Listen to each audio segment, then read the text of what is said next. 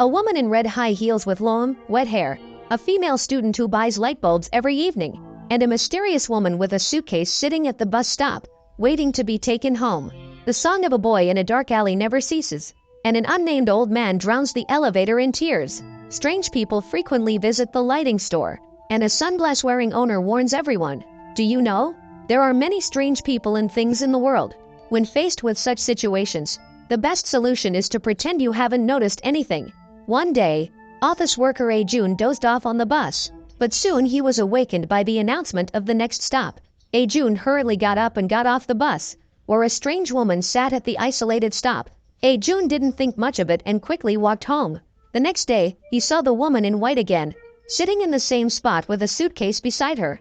As Atone felt puzzled, the woman in white suddenly tapped the long bench with her nails.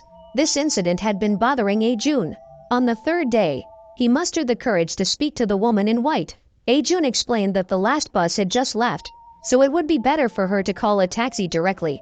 The woman in white blankly replied, "I lost my phone." Upon hearing this, Atone wanted to lend her his phone, but he noticed that the screen of his phone was cracked. Fortunately, it didn't affect making calls. 모르겠어요. 저희 구면인가요? The woman lowered her head and refused to speak further, and Atone put away his phone and left. On the fourth day, it rained heavily in the evening, and the woman was actually sitting in the rain waiting. Atone felt that they had seen each other for 4 consecutive days, and also had a conversation. He couldn't just watch her get drenched in the rain, so he decided to lend his umbrella to the woman in white. He ran home to get it, and when the woman heard him say he lived nearby, she surprisingly wanted to go back home with Atone. After saying this, she dragged her suitcase forward, and Atone took the woman in white back to his apartment. He unlocked the door and prepared to enter and turn on the lights. 주세요. As the woman in white walked in with her suitcase, the door slammed shut with a bang, and the scene shifted to a university-affiliated hospital, where a strange aura approached the intensive care unit. The team leader saw a shadow flash by. She took out some eye drops and placed a drop in her eye. The team leader occasionally saw shadows and thought it was floaters, so she went to see a doctor. But nothing conclusive was found. The nurse beside her couldn't help but complain that since coming to the intensive care unit, she had been experiencing tinnitus, and she kept hearing strange sounds. With such intense late-night shifts, it would eventually take a toll on their health. They discussed going out for cup noodles, but the team leader has to guard the surveillance and emergency call, so she could leave. Young Ji suddenly spoke up, saying that she was responsible for the intensive care unit and couldn't leave, and that she could help watch the monitors. Young Ji urged the team leader to go eat with everyone, and soon after the nurses left, an old man began to loiter outside the intensive care unit. Young Ji quickly got up to remind him that outsiders were not allowed to enter here. Even for visiting patients, prior approval was required. 여왕실이 어디예요? The nurses ran over to see, and found that an oxygen tube had fallen. The team leader's face showed anger, and she called over Nurse Park, who was responsible for Bed B1, for a talk. By the time Young Ji remembered the old man, he had already disappeared. At this moment, the strange old man walked into a lighting store that specialized in selling lamps. The store manager, Won Yang, asked, "What would you like to buy?" The old man glanced at him and left the store without saying a word. Soon after, a female customer entered the store to buy light tubes, and she couldn't help but complain. "I didn't even know this store existed during the day, but at night, your store is the only one that has lights on." Won Yang explained that they only operated at night, and after sending the female customer off, a man with a tight-fitting coat and bangs barged in.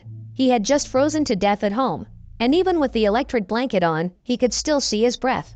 Moreover, there was always a dog barking wildly outside, and he irritably walked out onto the street. The man saw the lighting store glowing warmly, and he couldn't help but walk inside. 가장 차이는 아무거나 손대지 마시고요.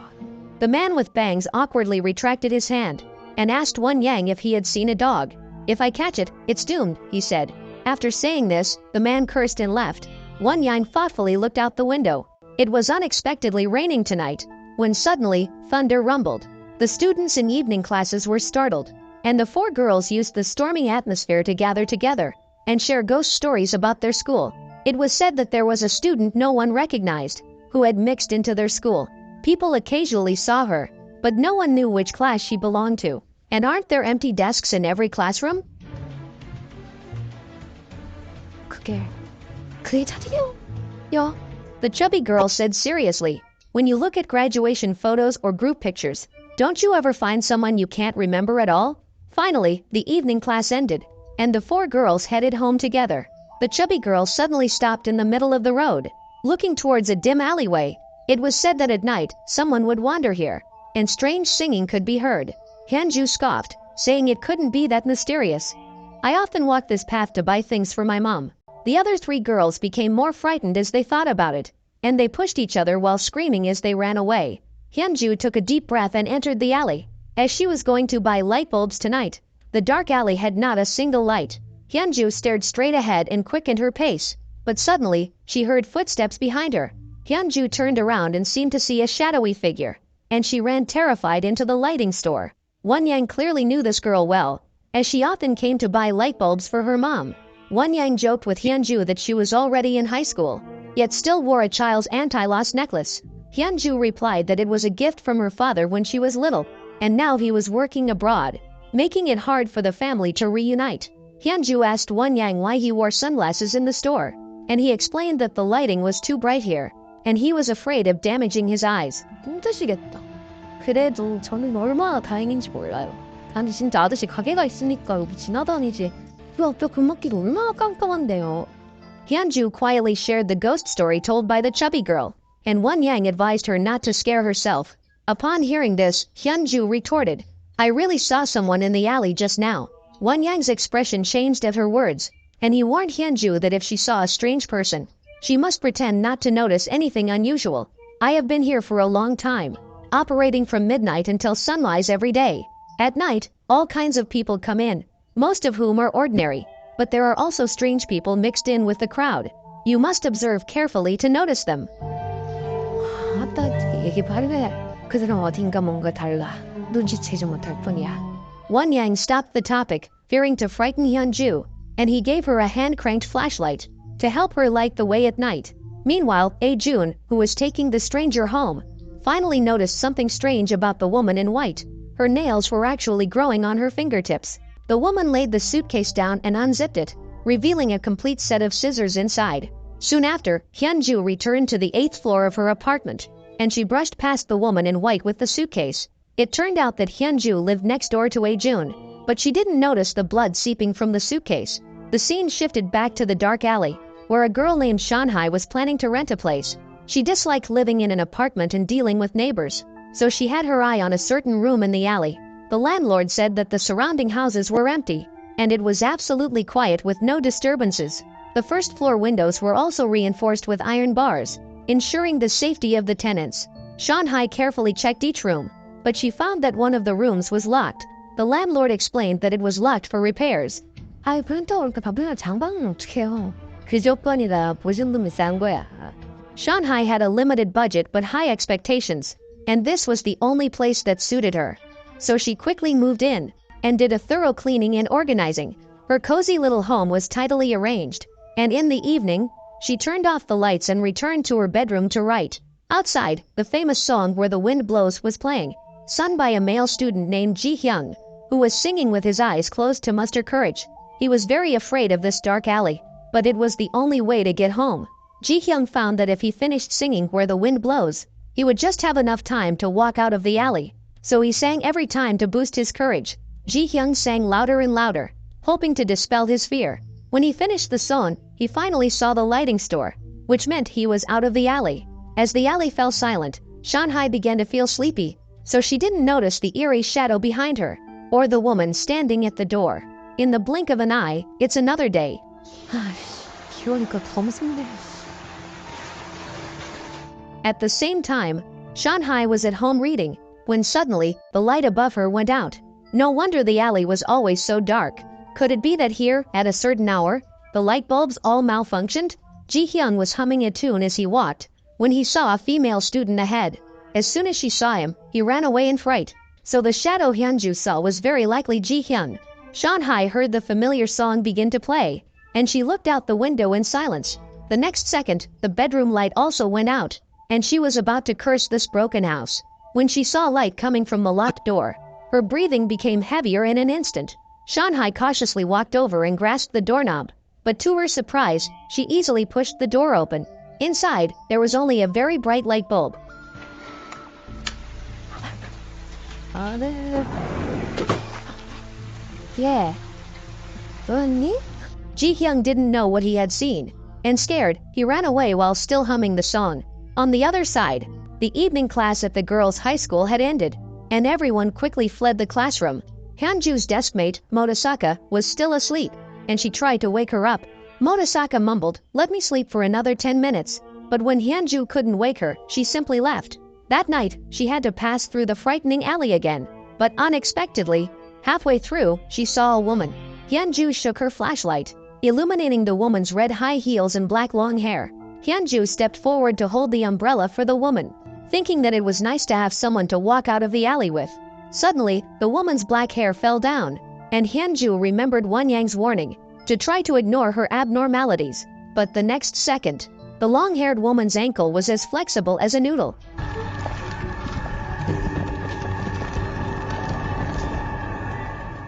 Hyunju tried to stay calm and said, "My mom is calling me home for dinner. I have to go now." She quickly pulled away but couldn't help turning back.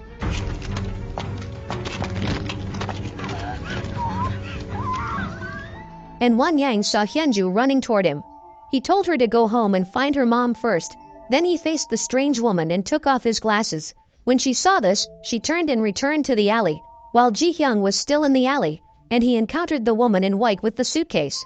Ji-hyung had finally met someone, and he took the initiative to hold the umbrella for the woman in white. Ji-hyung said that as long as they reached the lighting store, they would be able to safely leave the alley. "If you don't mind, can you walk with me?" 이곳에 혼자 왔냐? 네. 혼자죠. At the same time, Shanghai was taking a shower with a flashlight. Her short hair was growing wildly like seaweed, but Shanghai was completely unaware. It wasn't until she was drying her hair that she noticed the long hair in the drain. This definitely wasn't her hair. Shanghai took the flashlight to check the room, when suddenly, the bathroom door slammed shut behind her, and the light bulb in the storage room lit up again. Ji-hyung happened to pass by Shanghai's door, and he couldn't help but tell the woman in white that this alley used to be very dark, but for some unknown reason, this household had always been lit up. One day, a short-haired girl suddenly opened the window and talked to me, and behind her stood a very tall woman. No wonder Ji-hyung ran away that day. At this moment, Shanghai glanced at the mirror, and she finally saw the Eerie woman. It turned out that there had always been a stranger in this house.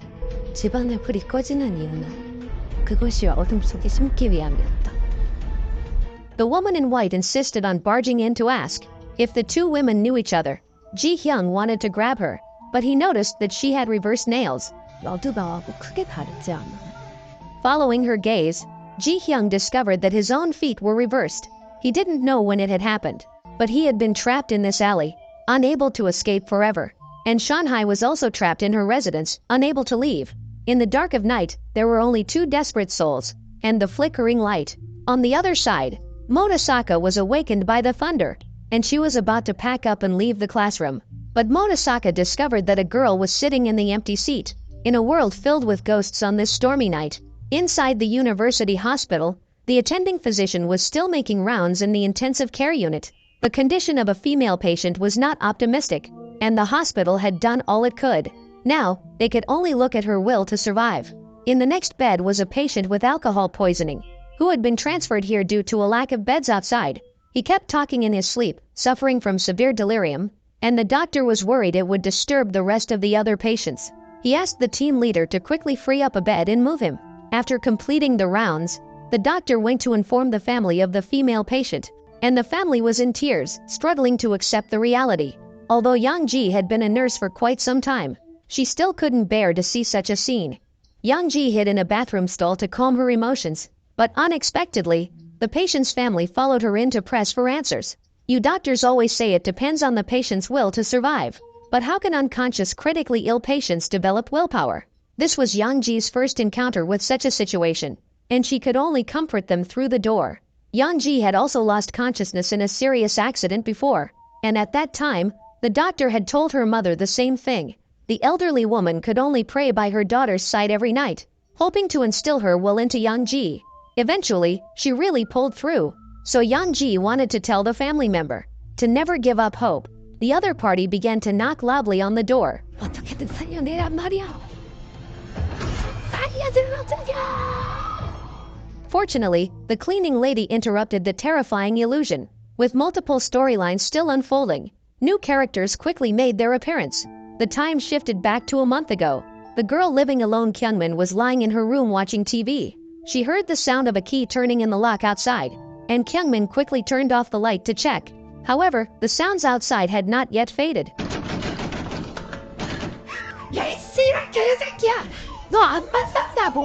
And after the locking sound faded, Kyungmin opened the door to confirm. It's important to note here that there were signs of sparks and burning.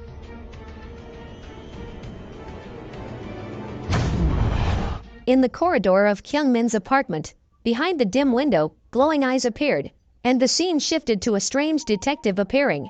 He was chasing a hooded man and entered a bus heading to Gangneung. He then dispersed the other passengers, revealing that the hooded man was an arsonist. He had burned a girl on the third floor of the Kianhodong apartment building to death. Just as the detective was about to make the arrest, the hooded man stared ahead. Because he saw a girl, Kyungmin, who should have died long ago. Remember that the corridor of Kyungmin's apartment was covered in burn marks, and it seemed she was avoiding a stalker?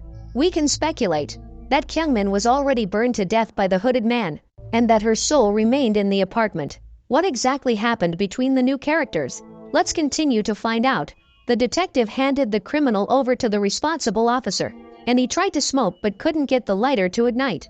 His hands were inexplicably covered in black stains, and he quickly returned to the police station. On his desk was a photo of a girl who resembled the mysterious girl Monosaka had seen in the empty seat after waking up. The detective opened the report on the Kianhodong arson case, and the deceased listed was indeed Kyungmin. Since the criminal had already been captured, he placed the case file into the completed drawer. Inside, there was also a murder report from the Maesong apartment in the Gangdong district. Then the detective oiled his lighter, but even when filled, it wouldn't ignite. Nothing seemed to be going right. Just then, a young officer brought a document reporting on the elderly murder case in the Yeonjadong area. He had just finished talking with the witness, Kim Sang-hoon, and after initial investigations, it was determined that the elderly man had died suddenly from a stroke. The detective casually stuffed the file into the case-closed drawer, planning to head to a nearby Chinese restaurant for a meal. As he passed through Yeonjadong, he turned his steps to check out the crime scene. There were no police tape at the entrance, just two officers. 잠깐네. 네. 진짜 신기하네. 얼마 전 방화 사건 지원나왔다가 진짜 팬텐데.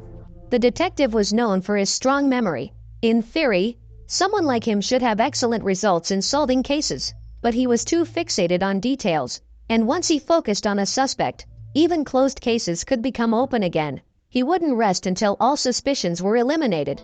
So, while his arrest rate was high, his actual performance was quite low.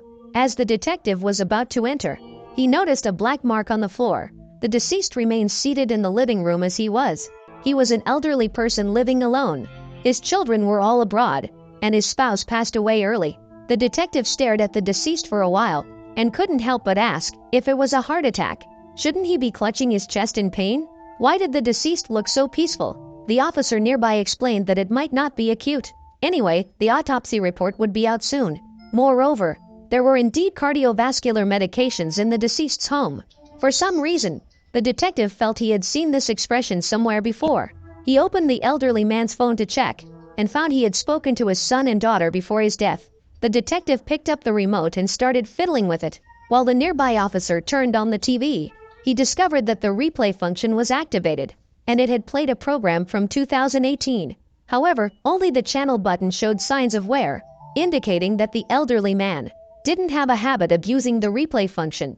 This case was probably not that simple. In the evening, the detective returned home, and in the bathroom cabinet, there were still his wife's sanitary pads. The image of her happily announcing her pregnancy was still etched in the detective's mind, but everything had changed, and this home felt devoid of warmth. The next morning, the detective finally had some zhajiangnian, and he touched the sauce stains on his. He glanced again at the mark left by the photo frame, and hurriedly put down his bowl to return to the station. He called an officer to his side. 저 사건은 저번에 범인 잡았잖아요. 피해자 못 찾았잖아. The detective reviewed the autopsy report that had just arrived, as the family didn't wish for an autopsy to be conducted, so the coroner could only draw blood to confirm the troponin levels and combined it with the deceased's past medical records to determine that the cause of death was an acute myocardial infarction. The police stated that this was sufficient to close the case, but the detective sought out the technical staff to pull up a map of the elderly man's location.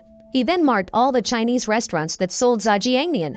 After noting the locations, he left, while an officer came over with coffee, trying to curry favor with the female officer. There was a close-up of the female officer's hand, showing a scar resembling a burn on her palm. The scene shifted back to the detective, who had run around to various Chinese restaurants. Either they didn't deliver, or they couldn't deliver to such a far distance from the deceased's home. The detective had been investigating until nightfall without any leads, until he passed by a rundown noodle shop. It reminded him that besides Chinese restaurants, noodle shops also sold zhajiangnian. The detective noticed that the delivery bike at the entrance was covered in mud, and it had rained heavily the night before the elderly man died. He entered the shop and ordered a bowl of zhajiangnian, and behind the small door curtain, only the owner was busy. The detective recognized him as the witness Kim Sang-hoon, so he quietly observed his surroundings. Sure enough, he found a delivery thermal box, which resembled the black marks at the deceased's door. The zhajiangnian was quickly cooked, and the detective started talking to Kim Sang-hoon as he ate. I see you don't have a food delivery app set up either, and the ordering phone at the entrance is incomplete. What would you do if someone wanted to order takeout? Kim Sang-hoon explained that the customers were all regulars, and they always found a way to contact him. The detective had checked the elderly man's phone, and he had definitely not placed any orders. 주문을 하려는데도 간대. The detective wiped his mouth and began to elaborate on the doubts of the case. First, the deceased's expression was unnatural, and the TV's replay function was suspicious. Next, there was an issue with the placement of the remote control. The elderly man was right-handed, yet the remote was on his left side. This indicated that an outsider must have been there, and the black square marks left at the door reminded the detective of the zhajiangnian delivery box. This could explain the black spot at the corner of the elderly man's mouth. He initially thought it was an age spot, but later realized it was leftover sauce. 무슨 말씀을 하시는 건지 전혀 모르겠는데요. 모른다? 한 말 안 해. Kim Sang-hoon was sure that the detective had no evidence, so he didn't admit anything. The detective warned him not to be too complacent. There is no perfect crime in this world.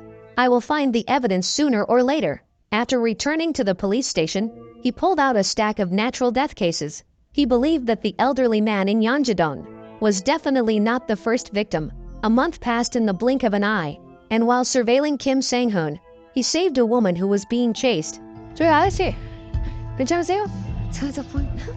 When the woman in front got up, the detective realized that she was actually Kyung Min. Combined with what Kim Sang-hoon had just said, it seemed that both he and the detective had the ability to see the dead. Kim Sang-hoon said, "That woman can't be here." Then he was about to chase after her. The detective thought he was trying to run away, and immediately knocked Kim Sang-hoon to the ground. A car's headlights shone through, and his eyes turned into eerie vertical slits. The detective then walked into a lighting store and said he had lost track of a suspect nearby. He then described the general characteristics and asked Won Ryong if he had seen him. Coincidentally, the woman in white with the suitcase was also there, and upon hearing the detective's identity, she prepared to leave. However, the bloodstains on the ground caught her attention. The detective called out to the woman in white and asked, "Miss, are you hurt?" 몸이 안 좋은 날이에요. Upon hearing her response, the detective stopped pressing for details and instead took off his raincoat to give it to her to shield from the rain. The woman in white left while dragging her suitcase, and she encountered Hyunju, who was rushing by. Meanwhile, the detective in the lighting store noted the flickering light bulbs, which reminded him of the broken lamp on his desk. This store always gave him a strange feeling. The detective continued to question Won Ryong, emphasizing that as soon as the suspect came into bright light, he would shrink into vertical slits like a cat's eyes.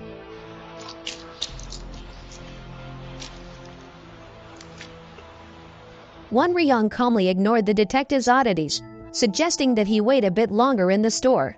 It was pouring rain outside, and the nearby shops had all closed. If the suspect hadn't gone far, he might just come by to seek shelter from the rain. Let's pause the situation here and return to Nurse Young-ji. She drove into the underground parking lot of the hospital, and along the way, she saw mourners in funeral attire outside a funeral home. It turned out that near the emergency medical center, there was also a funeral home.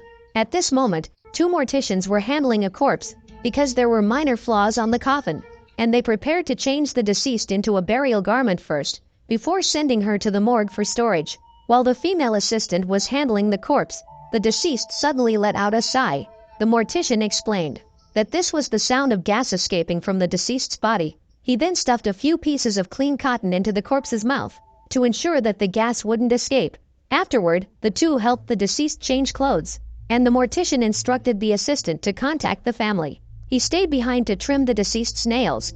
안 죽은 건가요? 네, 이렇게 죽으면 안 돼요. Seemingly accustomed to such situations, he placed the deceased into the cold storage and advised her not to cling to unfinished matters. You will soon forget all your memories here and feel comfortable and at peace. However, the deceased became unusually agitated, saying she didn't want to forget her beloved daughter. Everyone can guess who this daughter might be. At this moment, the mortician closed the cabinet, and the label read the deceased's information: Zhang Weishi, female, 52 years old.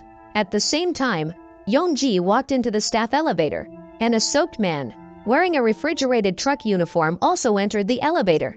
Both were heading to the 8th floor.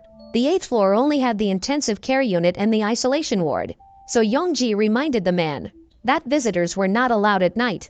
The man showed a pained expression, as if he was very concerned about whether the critically ill patient could wake up. He broke down, starting to cry, and the water on him started to increase, even pooling at Yong-ji's feet. As the water threatened to rise above her head, Yong-ji felt a wave of suffocation. Fortunately, the elevator soon stopped at the 8th floor, and when she looked back, the oddity had disappeared. Yong-ji often saw strange people, so she likely also had the ability to see the dead. At this moment, the team leader called out to Yong-ji, saying 2 new accident victims have arrived, one of whom is in critical condition and has been sent to the first treatment area for emergency care. The nurse couldn't help but complain about the recent major accident that had caused a shortage of beds in the ICU. The alcoholic man is getting better, and I really want to transfer him out quickly. Following the conventions of a suspense horror film, the bizarre encounters of introduced characters were likely related to this major accident. After hesitating, Yong-ji asked the team leader, as she wanted to take charge of transferring the alcoholic patient. Yong-ji did this because the patient's mumblings were not coming from nowhere. It turned out that the alcoholic could also see wandering souls. Yong-ji brushed aside her hair to reveal a wound, as she had nearly died because of a drunk driver. After waking up, Yong-ji gained the ability to see the dead, but the deceased were very similar to ordinary people. Yong-ji sometimes found it confusing.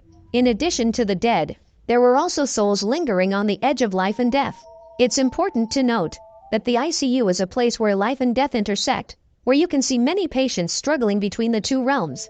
Yong-ji explained that the person the alcoholic saw was the man who had asked for the location of the morgue that day. He was deeply in debt and had been buried alive for failing to repay a loan shark. After being rescued, he fell into a coma, and he worried that if he didn't die, he would become a burden to his family. That's why he asked where the morgue was.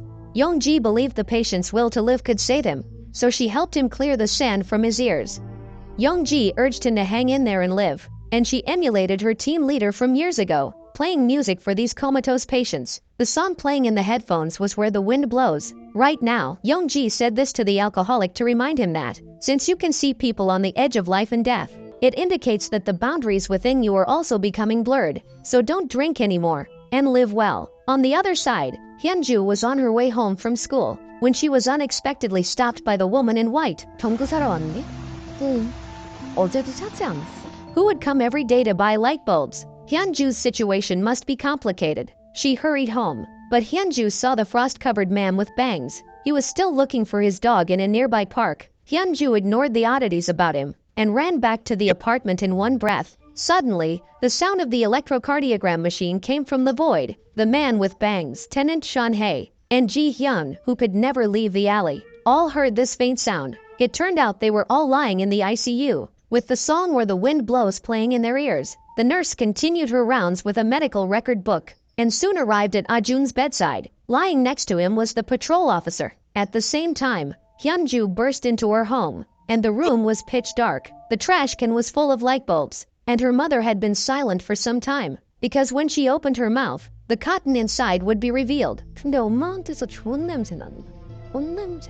The deceased Zhang Weishi was Hyunju's mother. The scene shifted to the woman in white leaning outside the door, curious if the mother and daughter still remembered each other. According to research findings so far, about 4% to 18% of those who were revived from cardiac arrest claim to have had near-death experiences. Several common points emerge in their testimonies. They all saw a bright light when near death, as well as a dark tunnel and loved ones. On this stormy night, a fateful last bus was about to depart. Driver Wu was on the phone with the bus station. The 362 bus he often drives has a strange noise at the tire. It's likely that there's a problem with the brake pads or linings, so he hoped the garage would send a spare vehicle over. But the higher-ups said it wasn't a big issue, and told him to make do. If he went to a nearby repair shop, instead of returning to the garage for inspection, he would have to pay for it himself. He wasn't financially well off, so he had to give up. And with the departure time approaching, Driver Wu had to start the bus. This dangerous bus had already chosen its passengers. First was the ordinary office worker, Ajun, who was supposed to go to his girlfriend's house to propose that night. He felt incredibly nervous along the way, as his mind was racing with thoughts. Not long after getting off the subway, he realized that he had left the bouquet on the bus. It was too late to go back now, and Ajun could only curse under his breath as he waited for the bus. A man by the bus stop was talking to his girlfriend, his tone intimate and natural. Ajun also took out his phone, but he didn't make a call. Instead, he used the voice-to-text function, clearly conveying word by word. "I'm at the bus stop right now, and it's pouring rain tonight. You don't need to come out to wait for me later." 보고 싶어. 사랑해.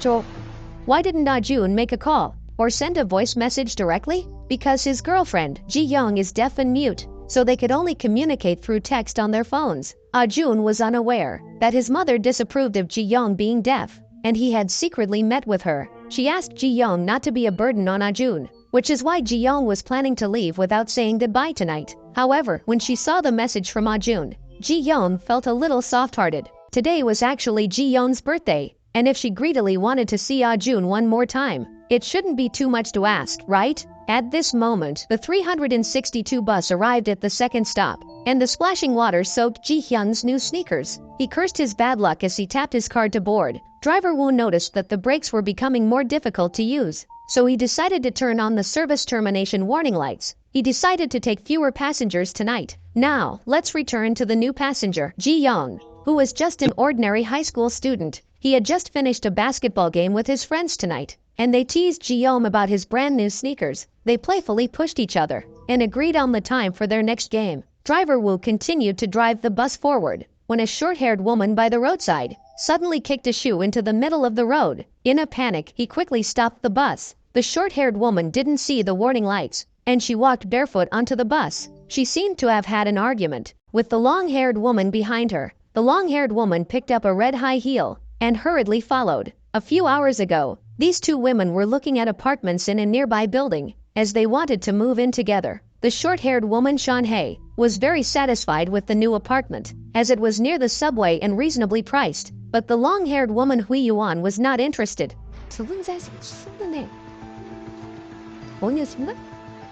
Upon hearing this, Shanhei lost interest in the apartment viewings. The two left wearing matching high heels, and they erupted into an argument halfway. It turned out that Shanhei and Hui Yuan were partners, having bridged age and gender to understand and cherish each other. But compared to the young and brave Shanhei, Hui Yuan had too many concerns. She didn't want to live in a crowded apartment, and she was even reluctant to cohabitate. In fact, Hui Yuan felt that the two shouldn't continue their relationship. She loved Shanhei very much, so she didn't want to delay her.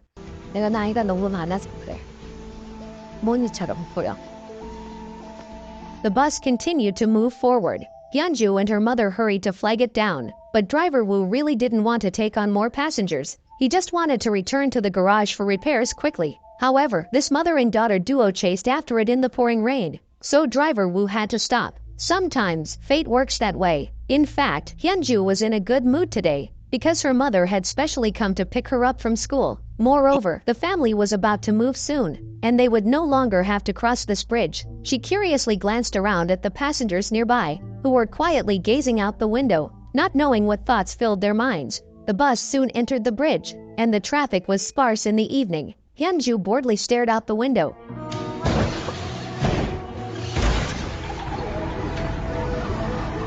Even though driver Wu was using various emergency measures, trying his best to stabilize the vehicle to protect the passengers, but the truck driver behind was on the phone, and by the time he realized, he had already crashed into the bus. Route 362 lost control, and everyone was protecting their most cherished belongings. In the next moment, the bus crashed through the guardrail and plunged into the sea. This scene was just seen by Ji-young, who had come to pick up Ah-jun, and she anxiously called her boyfriend, but there was no response on the other end. Ji-young then called the police. 드리봅니다. 말씀하세요. 누구자부 다시 말씀해주시겠습니까? She ran desperately toward the bridge. While inside the closed bus compartment, Ji-hyung was the first to regain consciousness. He handed the basketball to the only child in the bus, and then he forcefully pushed the child toward the shattered window. After that, he lost consciousness. Not long after, all the victims were sent to the hospital. Ji-hyung had a fractured left leg, and his brand new sneakers were deformed. Ah-jun had completely broken his waist due to the impact. Driver Wu's abdomen was filled with seawater, and his belly was swollen like that of a pregnant woman. Nurse Young-ji was busy assisting the doctors with emergency care, and she couldn't attend to other patients at all. So Young-ji asked a patient with chest pain to wait a moment. In short, the entire hospital was in chaos. Ji-young followed the police car all the way, and her world was silent. Ji-young could only see the emergency department, and everyone was very busy. Ji-young didn't dare to approach and disturb them. On the other side, the families of the patients waited in the waiting area, anxiously waiting for the doctor's verdict. 오승환님 보자분. 오승환님 2018년 9월 11일 7시 5분에 인정하셨습니다. Driver Wu was pronounced dead after unsuccessful resuscitation, followed closely by the unconscious Ji-hyun, and Hyunju being rolled in. From here, it was clear to see Hyunju's father in mourning attire. Since Hyunju was still alive, it meant that his wife Jang Weishi had been declared dead. Then the doctor wheeled in a body, and Ah-jun's parents felt their hearts leap to their throats. They inquired and learned that the deceased was Park Hui-yuan. Yet somehow, no family members had come. At this moment, a police officer approached the couple and said, "We found Ah-jun's phone." Coincidentally, Ji-young, worried, had just called Ah-jun. Ah-jun's mother immediately replied, "My son is dead because he saw you die." Just after sending the message, Ah-jun was wheeled out, and he still had vital signs. After calming down, Ah-jun's father asked his wife to text Ji-young for clarification. "No matter how dissatisfied you are with this girl, you shouldn't joke about such matters." He had just opened his son's phone and saw Ji-young's message. "I'm going to the place where you are." They hurriedly sent a message saying Ah-jun was still alive, unaware that Ji-young's feet were already off the ground. She saw a message pop up on her phone. The text preview said Ah-jun was still alive. Ji-young desperately scratched at the rope around her neck until she had pulled off all her nails. Finally, Ji-young could only die with deep regret, while those in a coma were at a critical stage. 그들은 어두운 터널을 보았다고 주장한다. 그들은 밝은 빛을 보았다고 주장한다. 그들은 사랑하는 사람을 다시 만났다고 주장한다. At this point, the story finally became clear. After Ji-young died, her body was sent to the funeral home. Korea follows the tradition of a 3-day funeral. The body is kept for 3 days before being cremated, because it's not just the living who need time to say goodbye. The deceased also need time to bid farewell. For Ji-young, saying goodbye was invaluable, so she waited by the bus stop that Ah-jun would pass after work. Ji-young appeared just as she did in life, but the nails that had fallen off had grown to her fingertips. She anxiously tapped on the bench. Ji-young was surprised to find that she could actually hear the sound. She immediately tried to speak,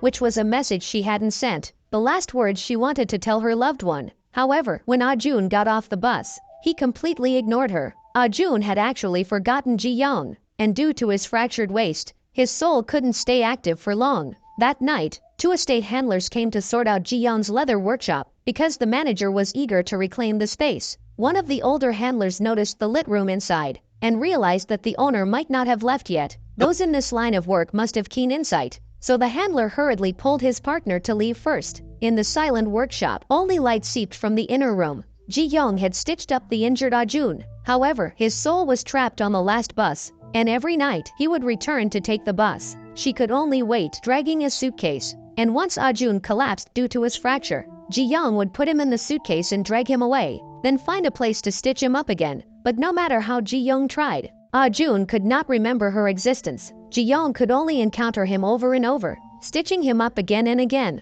3 days for saying goodbye was simply not enough. That day, an assistant at the funeral home was about to start the embalming when he discovered that the freezer door wouldn't open. 한이 많으신가 보다. 기다려보자. In the evening, Hyun-ju, unaware that she was on the brink of death, was going home from school as usual. She happened to ride the same elevator as Ah-jun, and Hyun-ju noticed that his waist was covered in blood. She felt extremely frightened, fearing that he might be a psychopathic killer. Fortunately, Ah-jun bypassed Hyun-ju and opened the password lock of the neighboring room. It turned out he was just a neighbor. Just as Hyun-ju was about to breathe a sigh of relief, Ah-jun suddenly collapsed in half, falling to the ground. Immediately afterward, Ji-young came over, dragging a suitcase, and she hurriedly stuffed him into the suitcase. Hyun-ju was almost scared to death upon seeing this scene. Her mother stepped forward to signal her to stay silent. 둘은 서로를 기억하네요. And Hyun-ju simply couldn't understand. In similar circumstances, why did Zhang Weishi remember her daughter, while Ah-jun had forgotten her? Hyun-ju couldn't comprehend what Ji-young meant, as she had encountered too many strange events in the past few days, and her emotions were starting to unravel. Moreover, her mother had been unwilling to speak, and kept asking her to buy light bulbs every night. 자, 이 도망가게 못 가. 거기 가는 길 무서워서 나 못 가겠다고, 엄마.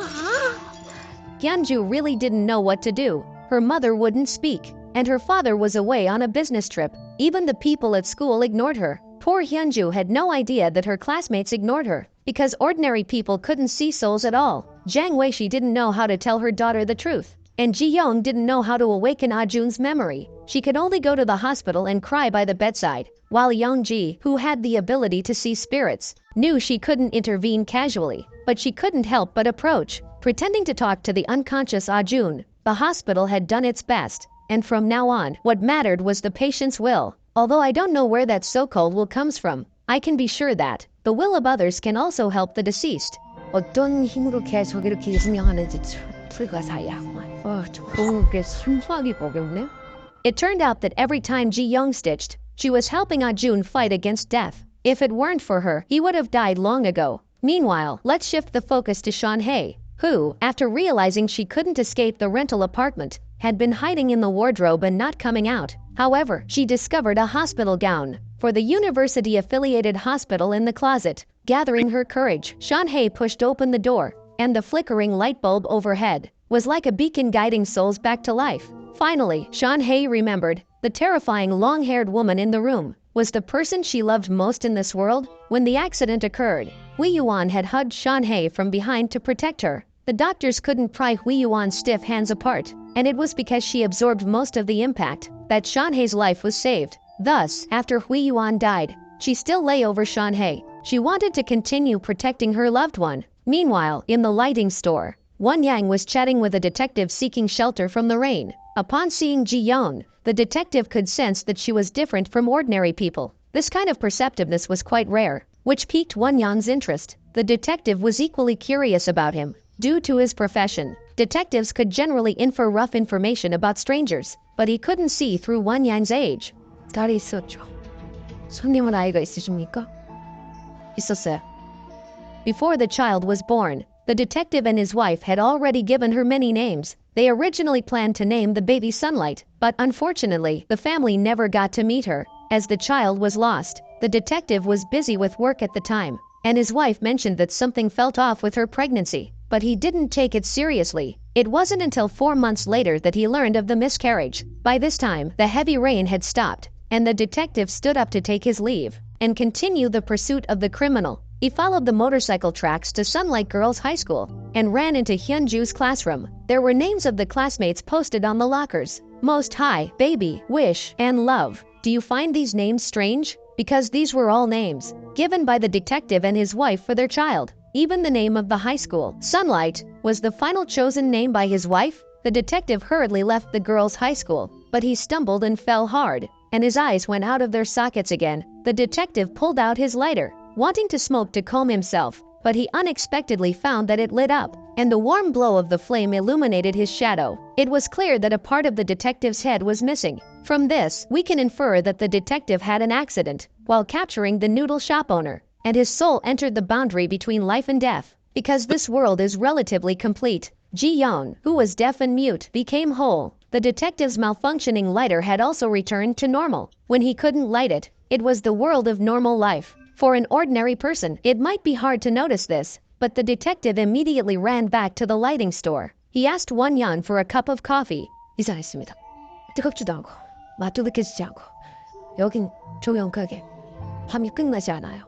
Won-yang finally waited for the first customer seeking answers. He took off his sunglasses, revealing cat-like vertical pupils. That year, the building where Won-yang lived collapsed, and he and his daughter were buried under the rubble. Won-yang was relatively lucky not to be trapped, but his daughter's leg was pinned by a huge stone. Won-yang tried his best but couldn't budge the stone even slightly. His daughter sweetly took out some candy, inviting her dad to eat with her. She said that once they finished eating, Daddy would be able to get up. Won-yang knew he couldn't delay any longer, so he told his daughter to wait patiently, to hold on and not fall asleep. After you finish your candy, I'll come back with help, he promised. Won-yang crawled out to find help, dragging his injured leg into a narrow alley. There wasn't a single light around, only the pale moonlight, illuminating the concrete road. Won-yang quickly found a lighting store at the end, and sought help from the shopkeeper inside. But the shopkeeper remained unmoved, saying that his daughter had to come on her own will for it to work. The more Won-yang heard, the more anxious he became,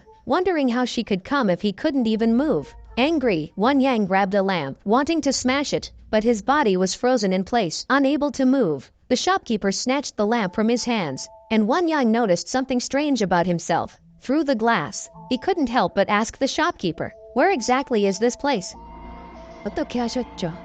In fact, Won-yang had already been crushed to death by the collapsing building, while his daughter still had a glimmer of hope for survival. But the girl had to find her own will, and discover the lamp that belonged to her to survive safely. But Won-yang's daughter was so small, and she was trapped under the stone, unable to move. He wanted to help his daughter, regardless of the cost. 정말 무슨 일이든 할 수 있습니까? 네, 거래를 하죠. Thus, Won-yang took over for the shopkeeper, becoming the new ferryman. At this moment, the bulb representing the detective's vitality was flickering weakly, proving that he still had a chance to awaken. The detective couldn't help but ask, "Since I'm not dead yet, why are my eyes having problems? It's like I'm a ghost?" Won-yang explained that in the earthly realm, if the deceased wander around, it appears very strange, which is why they are called ghosts. In this world, it is exactly the opposite, as living people wandering around is what seems strange. That's why you look like a ghost. The detective urged Won-yeon not to hide what kind of world this is, and why he wouldn't directly answer his questions. The moment Won-yang began to speak, the scene suddenly turned black and white. He said, "This is the afterlife world. People who are unable to live their entire lives due to unfortunate accidents will continue their lives in this place. People like the detective who are not yet dead still have a chance to return to the normal world, but he should not perceive the anomalies of this world, because once he perceives it, he will remember. Those who want to go back cannot leave with memories of this place. Otherwise, the two worlds will become confused.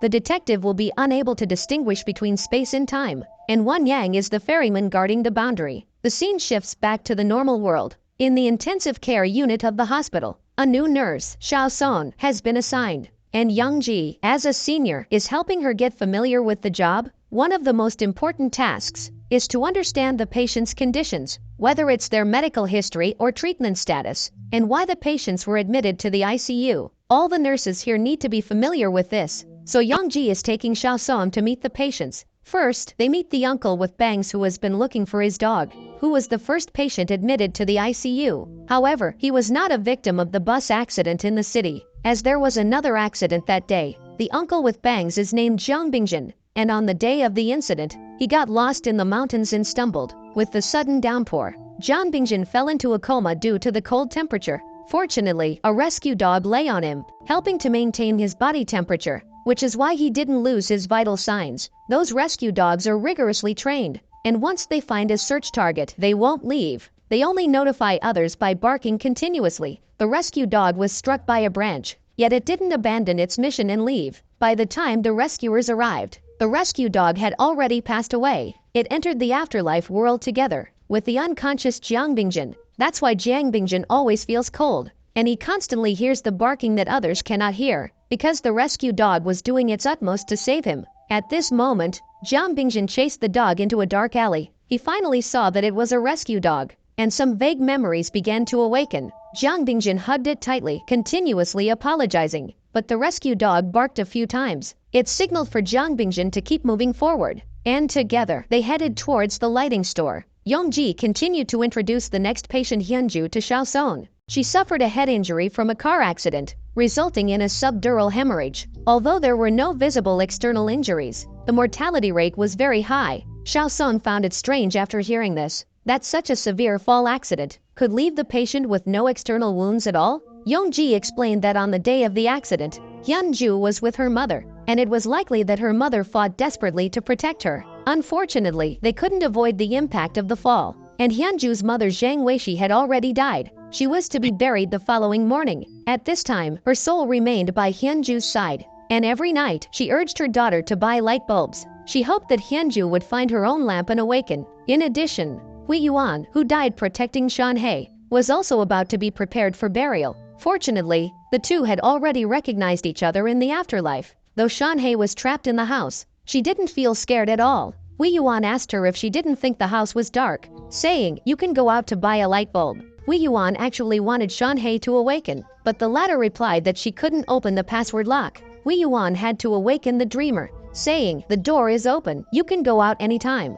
밖을 나가면 골목 끝에 투명 가게가 있어. On the other side, Yongji's introductions were still ongoing. When it was time for Ji Xiong, Xiaosong noticed a basketball under the bed, which was returned by the boy they had saved. Yongji placed the ball back under Ji Xiong's bed, hoping to cheer him on. Just as she finished speaking, a car accident patient emerged from a coma, and he was to be taken to the morgue on the third basement level. Although his face was covered with a white cloth, the dialogue between the morticians suggested the deceased was likely the bus driver, Mr. Wu. It was Xiaosong's first experience with such a situation, and she felt quite uncomfortable inside. Yongji comforted her, saying not to be sad, as many people never even made it to this place. We are the guardians of the boundary between life and death. We can only do our best. 그럼 이분들도 코마 끝나면 돌아오거나 그곳에 남거나. Yongji believed that no matter which world they are in, they will find their final peace. At this moment, Mr. Wu had entered the dark alley, and a basketball rolled by. He chased after the ball and found Ji Xiong, recognizing that this was one of his passengers, so he bent down and carried Ji Xiong on his back. In fact, Mr. Wu had been searching for the wandering passengers, wanting to lead them to the lighting store. As a way to atone for the accident, Ji Xiong said that the place they had just encountered was also holding his sister, who seemed to be trapped in a house, unable to come out. Mr. Wu turned to take a look, and decided to first take Ji Xiong to the store. Meanwhile, the conversation between Wan Yang and the detective was still ongoing. The detective said he could no longer hear the sound of the motorcycle. The noodle shop owner was just like Wan Yang, and he also had a pair of golden vertical pupils. The detective had been following the sound of his motorcycle, which led him near the lighting store, and once he moved away from this place, the sound of the motorcycle would reappear. So it turns out that it was indeed the noodle shop owner who led him to the lighting store. Wan Yang asked the detective, "So, do you still want to continue chasing him?" 만나서 확인할 게 있어서요. 가서 확인하시죠. 어디로? 어떻게 갑니까? 손님이 빛을 찾지 않았습니까? Hearing this, the detective flicked his lighter. "Yeah, I have found my own light." The moment the lighter lit up, the detective awakened from his hospital bed. While Jiang Bingjin followed the rescue dog to the store, he also found his light. Meanwhile, Mr. Wu carried Ji Xiong to the entrance of the store, urging him to quickly find his own light. From now on, everything would depend on Ji Xiong's will. Before leaving, Mr. Wu had one more thing he wanted to say. 미안하다. 이 말을 꼭 하고 싶었어. Ji Xiong walked into the store under Mr. Wu's gaze, and he successfully found the light. Mr. Wu returned to the alley to save Shanhei, where he found the house Ji Xiong mentioned. He wanted to try to climb over the wall, but unexpectedly, Hui Yuan opened the window. 아저씨도 죽었어요. 나도 그래요. 죄송합니다. Mr. Wu truly regretted it, knowing full well that there was a problem with the brakes, but he wanted to save on repair costs. If he had prioritized the lives of his passengers at that time, this tragedy would not have occurred. 아저씨 참 맞아요. 죄송하다 해주시니 다행이네요. 우리도 불행하고 아저씨도 불행하네요.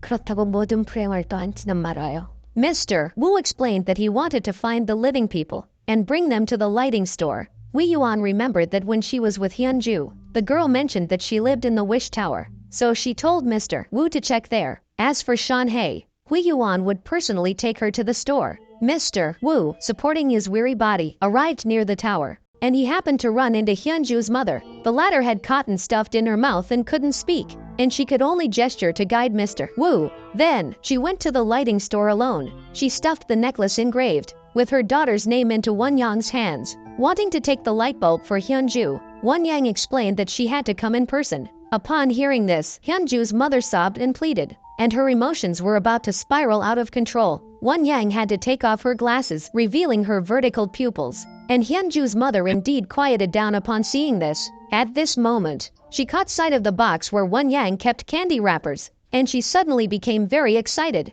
Hyunju's mother gestured, though it was unclear what she wanted to convey. She unwrapped a piece of candy and stuffed it into Won Yang's mouth, and the familiar action and taste instantly reminded Won Yang of her daughter. It turned out that Zhang Weishi was the girl trapped under the rubble. Won Yang is willing to sacrifice her freedom to save her daughter. On the other side, Hyunju finally stopped sulking and walked out of her bedroom, but her mother was nowhere to be found. She was about to go out to look for her when Hyunju saw Mr. Wu at the apartment entrance. She had encountered too many strange things lately, and she wanted to pretend not to see him and leave directly. Mr. Wu suddenly spoke up. "I have something to convey on behalf of your mother. Can you let me finish?" Just as he finished speaking, Mr. Wu suddenly spat out, and Hyunju jumped in shock, wanting to seek help from a passerby, but the lady directly ignored her. Mr. Wu explained, "She can't see us. Think about it carefully. Once you realize the problem, you'll understand." Hyunju couldn't help but recall her teachers and classmates who could never hear her speak. Even the security guard by the roadside would ignore her greetings.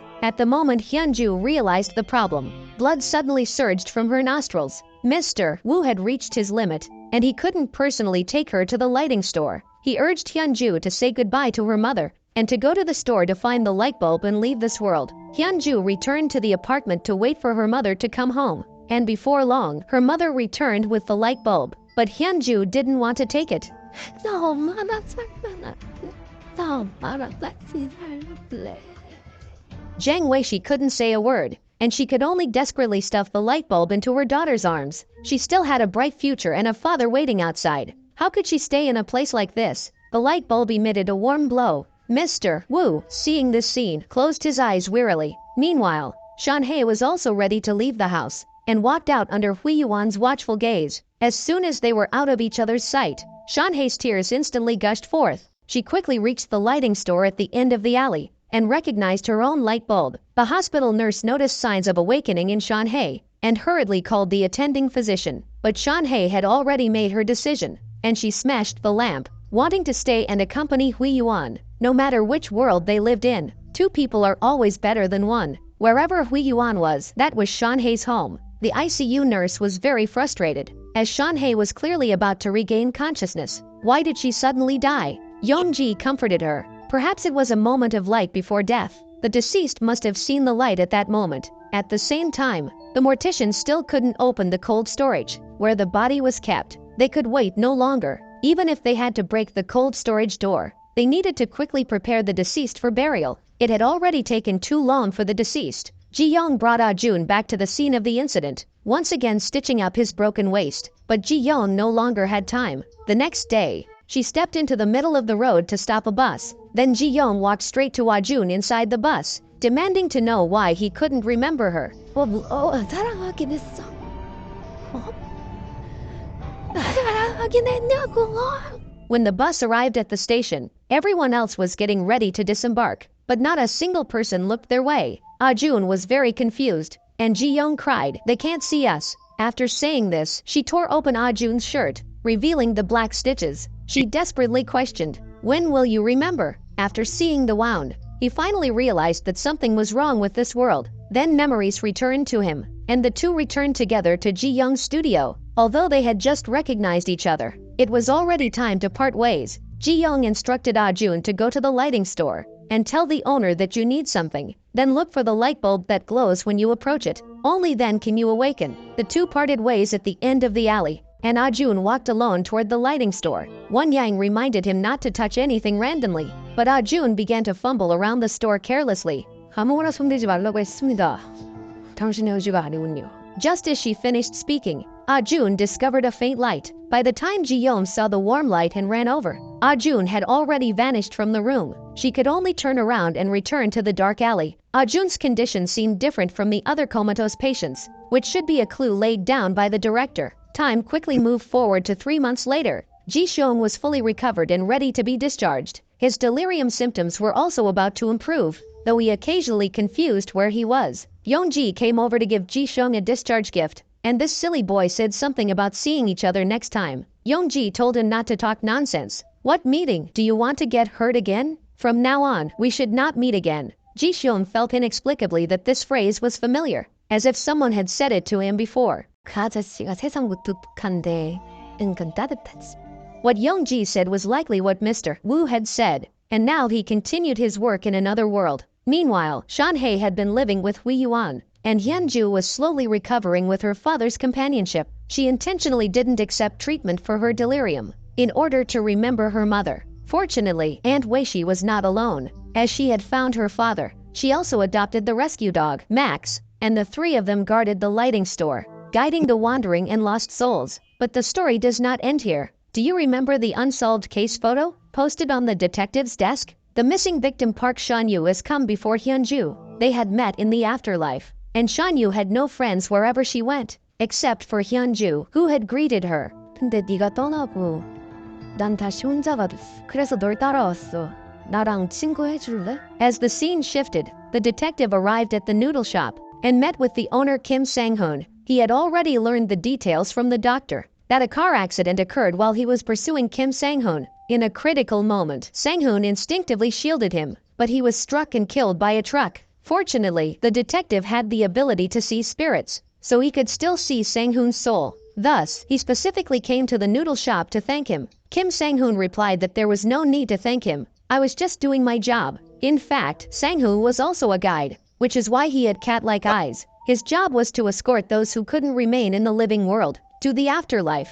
That was why he pursued the woman who died in the fire. As for the elderly man living alone, it was simply because no one cared for him, and he couldn't go out due to his mobility issues. He was close to starving. Kim Sang-hoon wanted to feed the old man a bowl of zajjiangmyeon before he died, which is why the detective noticed something was wrong. Now, Sang-hoon had to leave this world, but there was no one to take his place as a guide. The detective was not only observant, but he also had the ability to see ghosts, making him the best candidate to be the new guide. Kim Sang-hoon asked if he was willing to accept this job, and since the detective was best at handling unsolved cases, he would naturally not decline this good opportunity. He took the sunglasses and left the noodle shop, only to find that he had work to do right after taking the position. Do you remember the day of the bus accident, when a man with chest pain sought Yongji's help? Due to the high number of casualties and a shortage of personnel, Yongji couldn't attend to him. As a result, the man harbored resentment after his death, and he came back specifically to seek revenge on Yongji.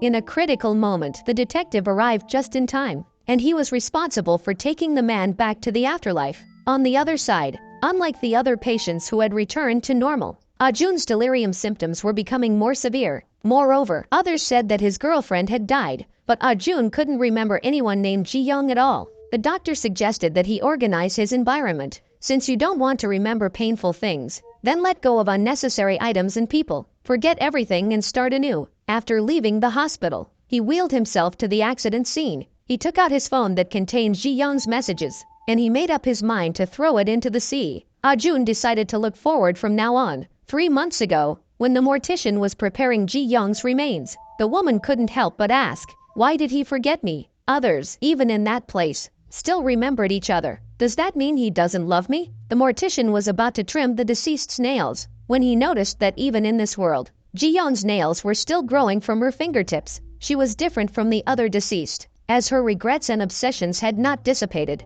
That night, when Ah-jun returned home, the lights in the hallway suddenly went out. He waved his hand, trying to get the smart light to turn back on. 다시 기억하고 불러줬으면 좋겠어요. The hallway lights flickered on one by one, and Ji-young appeared again by Ah-jun's side, just as she had texted before her death. I will go to the place where you are. In the post-credits scene, the detective returned to the police station and placed Shun Yu's photo and file into a drawer. He then began investigating the collapse of the high school building, which was the school of the youth group in Supernatural Squad. In the evening, the detective arrived in front of that building, where he encountered the time-stopping superpower user Kim Young-jack. This could be considered as a linkage of the Jeonchao universe. The story for this season comes to an end here. Overall, it is a relatively excellent adaptation. The subplots may seem a bit chaotic, which makes the storyline appear disjointed. However, Jeonchao's original manga also features this kind of multi-threaded ensemble, culminating in a cohesive narrative at the end. The horror atmosphere in the first 4 episodes was very well crafted, aligning perfectly with the aesthetics of Asian horror films. The last 4 episodes transitioned into a more lyrical narrative, revealing that beneath the terrifying and strange exterior, there lies a warm and sorrowful core. Family, love, guilt, and loyalty. Each subplot has its own significance. This is probably the secret to Jeonchao's success. If you enjoy my channel, please click subscribe.